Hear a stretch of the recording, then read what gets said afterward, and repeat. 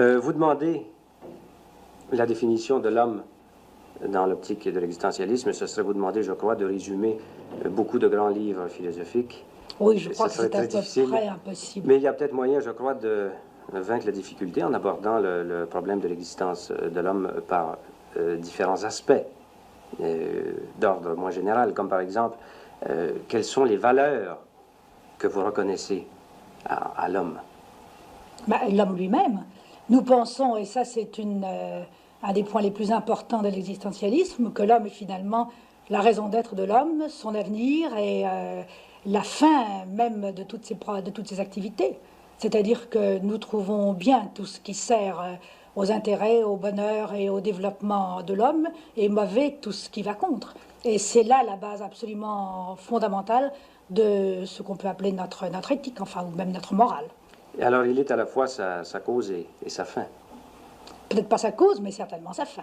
Mettons sa raison d'être. Alors, sa cause, quelle serait-elle? Sa cause, ça c'est une question métaphysique que je ne suis pas apte ici à résoudre. L'homme est là. Et nous ne posons pas les questions métaphysiques, pas plus que bien les philosophes depuis Kant. Ils ont décidé de ne pas la poser. Nous sommes là. Et ce qui nous intéresse, c'est de savoir que faire de nous. Maintenant, dans la conception du monde de cet homme existentialiste, Dieu n'est pas présent. Pas dans l'existentialisme sartrien, dans l'existentialisme de M. Gabriel Marcel, oui. Mais dans l'existentialisme de Sartre, tel qu'il est défini dans L'être et le néant, tel qu'il va l'être dans le prochain ouvrage que Sartre va donner incessamment chez Gallimard, qui s'appelle Critique de la raison dialectique, Dieu n'est pas présent. Il n'y a pas de Dieu. Nous sommes des athées, très exactement. Alors, qu'est-ce qui fait que l'homme, quand même, accepte de vivre et accepte de poser des gestes? Qu'est-ce qui dirige ces gestes? Qu'est-ce qui dirige ces gestes? Le souci précisément des autres hommes, en grande partie, le souci aussi de son propre bonheur, les deux étant d'ailleurs liés d'une manière à peu près inextricable, parce que je crois que chacun est lié à tous et personne ne peut se réaliser sinon à travers, avec les autres. Et rien n'est fait de valable pour et par les autres, sinon à partir de quelque chose qu'on a également profondément ancré en soi-même. Maintenant, de quelle façon le problème de Dieu s'est-il posé à vous? Parce que vous dites qu'à l'âge de 15 ans, il y a eu une crise qui a, une fois pour toutes, décidé... Là non plus, ce n'est pas tout à fait exact. C'est pas une crise, c'est plutôt une espèce de prise de conscience. Je me suis aperçu un beau jour, à 14 ans, à 13 ans, je ne saurais pas vous dire la date exacte, je me suis aperçu un beau jour que je ne croyais plus, que c'était fini. J'avais cru d'une manière très très ardente quand j'étais toute petite. Je croyais aux anges, au petit Jésus, etc. Puis après, j'ai moins cru tout de même à toute cette mythologie plus extérieure. Mais enfin, j'ai cru vraiment à Dieu. Mais petit à petit, j'ai épuré Dieu tellement qu'il n'y avait plus aucun rapport avec ce monde. Parce que Dieu ne pouvait pas être bête comme toutes les personnes pieuses que je voyais ou comme les prêtres à qui je parlais. Il était différent. Il ne pouvait pas non plus s'intéresser à des vétilles. Il a fini par ne plus répondre à rien ni à personne. Et à ce moment-là, je me suis aperçu que bon, il n'existait plus pour moi finalement. Il s'était évaporé. Et est-ce que, comme vous dites, c'était évaporé, mais est-ce que vous avez remis le problème en question plus tard?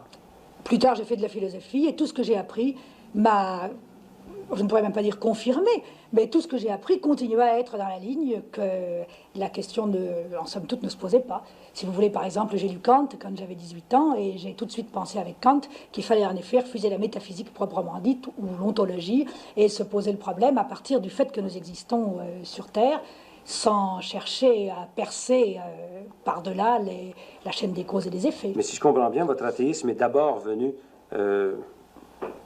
par intuition chez vous. Si vous voulez, je me suis aperçu que j'avais aucune raison de croire, et que les gens qui étaient autour de moi croyaient sans avoir des raisons non plus. C'est plutôt ça. Les uns croyaient sans avoir de raison de croire, et moi j'ai cessé de croire sans non plus avoir des raisons positives et établies de ne pas croire. Mais comment prouver que quelque chose n'existe pas? On ne peut jamais non plus en faire la preuve, c'est plutôt aux autres de faire la preuve du contraire, n'est-ce pas? Mais enfin, oui, est-ce que la preuve... Cette preuve, je ne l'ai jamais trouvée, ni dans ma raison, ni dans ma tête, ni dans mon cœur, donc... La preuve de croire? Oui, la preuve d'un Dieu. Et la preuve du contraire, est-ce qu'elle existe? Enfin, philosophiquement, oui, d'une certaine façon, parce que, par exemple, dans L'être et le néant, Sartre, à mon avis, montre très bien que cette espèce de synthèse qu'on appelle Dieu, qui serait à la fois, enfin là, nous allons entrer dans de la philosophie, pour soi en soi, est irréalisable et même réellement impensable. Enfin, ceci dit, un croyant pourra toujours dire que, précisément, on croit parce que c'est absurde et parce qu'on ne comprend rien. Mais alors, à ce moment-là, ça me semble un recours un peu désespéré. Mais d'une façon générale, qu'est-ce que vous pensez des croyants? Oh, je ne pense rien de façon générale. J'ai des opinions très particulières sur les uns et les autres, car ils sont aussi divers que les non-croyants. Il y a des prêtres progressistes avec qui je m'entends parfaitement, et il y a au contraire des athées, mettons qui sont précisément pour l'oppression, avec qui je ne m'entends pas du tout. Et il y a des croyants qui simplement font de la religion, au contraire, alors à ce moment-là, une justification, mettons, du capitalisme ou du colonialisme, avec qui je ne m'entends pas. Enfin, ça dépend. Vous savez que l'Église est très, très, très divisée, en particulier, même à l'intérieur de l'Église de France, il y a d'énormes différences. Vous avez des prêtres qui se battent avec le FLN, et vous en avez qui sont au contraire complètement pour les gros colons algériens. Est-ce que ça ne prouve pas que dans le christianisme, il y a là aussi une liberté comme dans votre monde existentialiste? Si, je crois tout à fait. Je crois que finalement, Dieu, c'est une espèce d'alibi qui n'en est pas un, et que des quantités de gens, d'ailleurs, des quantités de croyants me l'ont dit, je ne dirais même pas avoué, qu'on est aussi perdu dans un monde où il y a un Dieu, si vraiment on prend à cœur de savoir où est le bien et le mal et quelles sont ses volontés, que dans un monde où il n'y en a pas. Parce que de toute façon, qui va interpréter la volonté de Dieu, qui va interpréter la manière dont la transcendance se traduit dans notre monde ici-bas, c'est chacun dans sa propre conscience. Et à ce moment-là, chaque conscience se retrouve aussi solitaire que la mienne qui ne croit pas en Dieu. À moins de croire en la révélation. Ce que vous ne Ah, mais croyez même si on croit en la révélation, même si on croit à la révélation, savoir si ce Dieu révélé, il souhaite qu'on continue à, je ne sais pas moi, à opprimer des Algériens et à faire mourir des gens de faim, et si c'est très bien, ou au contraire s'il trouve que c'est très mal, c'est à chacun de décider. Finalement, chacun interprète Dieu selon ses propres tendances.